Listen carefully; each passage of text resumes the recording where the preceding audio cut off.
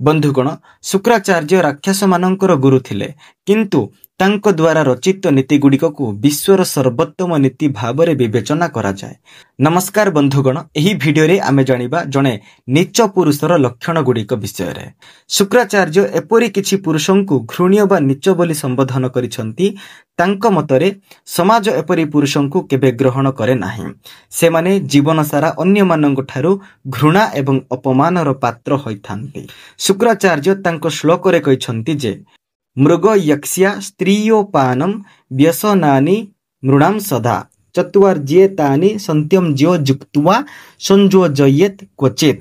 शुक्राचार्यों अनुसार जो पुरुष शिकार करिबा किंबा हिंसा करिबा पूर्वरु टिके भी उचित अनुचित विषय रे चिंता करे नाही, से जने नीच पुरुष अटे। जो पुरुष रागी की जने दुर्बल व्यक्ति किंबा महिलांको विरुद्ध रे हिंसा करे से जने नीच पुरुष बोली विवेचित हुए।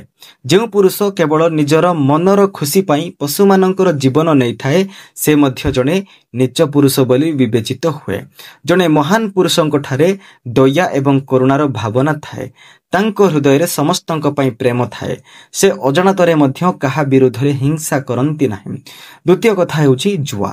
शुक्राचार्य सेही पुरुष विषय रे कहंती जे जिए सबु बेले जुआ खेले से जुआ निशा जोगु सबु किछि बाजी रे लगाई दिए।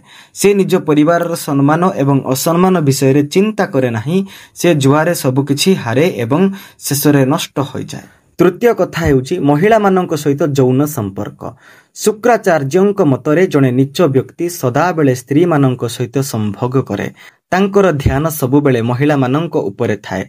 से निजर कामना मेंटाइबा पई विभिन्न प्रकार बेश्या मानकर पाखकु जांती एवं निजर कामना मेंटांती। एपरी व्यक्ति केबे उन्नति करि पारंती नाही। शेषरे से अनेक प्रकार भयंकर रोगरे मृत्युवरण करंती एवं तांकर अंतिम संस्कार रे मध्य कोनोसी संपर्क आसंती नाही। तेणु जने पुरुष महिलांक सहित अत्यधिक यौन संपर्करु दूरेई रहिबा उचित। चतुर्थ लक्षण हेउची व्यासनी। शुक्राचार्यों मतरे जने नीच व्यक्ति सर्वदा मद्यपान करते। तांको प्रतिदिन सकाळे एवं संध्यारे मद्यपान आवश्यक हुए। तांकर दिन मद्यपान सहित आरंभ हुए एवं सूर्यास्त मध्य मद्यपान सहित शेष हुए। एपरी नीच व्यक्ति केबे उन्नति करि पारंती नाही। एपरी लोक माने शेषरे अनेक प्रकारर रोगरे मृत्युवरण करंती एवं सेमानंकर जीवन नष्ट होई जाए। उन्नति पाई मनीष मद्यपान ठारू दूरेई रहिबा निहाती आवश्यक। कारण मद्यपान द्वारा ही घर रे अशांति सृष्टि होई थाए। आउ शास्त्र रे लेखा होची कि जेउठी अशांति सेठी विपत्ति एवं जेउठी शांति सेठी उन्नति। तेणु मद्यपानरु पुरुष को सदा बेले दूरेई रहिबा उचित। अन्यथा तार आगामी भविष्यत संपूर्ण भाव रे नष्ट हो जिबार संभावना थाए।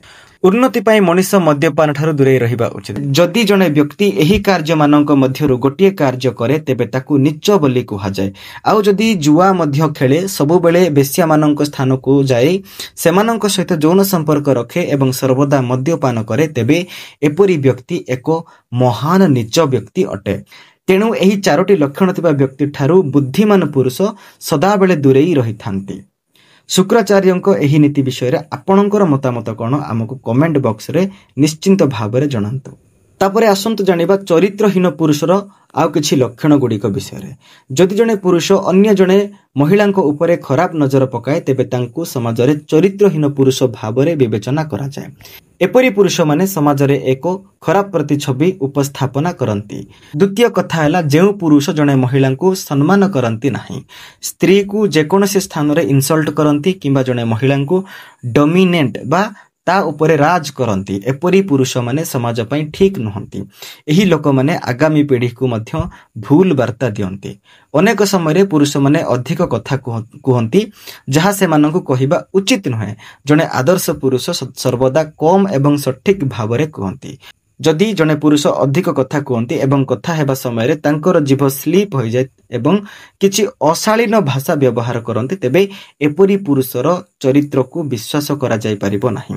जदि आपणक चारि पाखरे एपरी चरित्रर पुरुष देखंती जहार एही समस्त लक्षण अछि एवं एही लक्षण गुडिक तांकठारे बारंबार देखा जाउची तेबे तांकठारू दूरता रखिबा ही भल। नचेत एपरी पुरुष माने आपणकु जेकोनोसी समय रे क्षति पहुंचाई पारंती। बंधुगण जदि भिडियोटी आपको पसंद आसी तेबे निश्चिंत भाव में लाइक करंतु एवं अधिक भिडियो देखिया पई आमर चैनल को सब्सक्राइब करंतु ता सहित अन्य मानक सहित निश्चिंत भाव में शेयर करंतु। पुणी थरे खूब शीघ्र आ गोटे नुआ भिडियो सहित भेट होबा से पर्यंत धन्यवाद।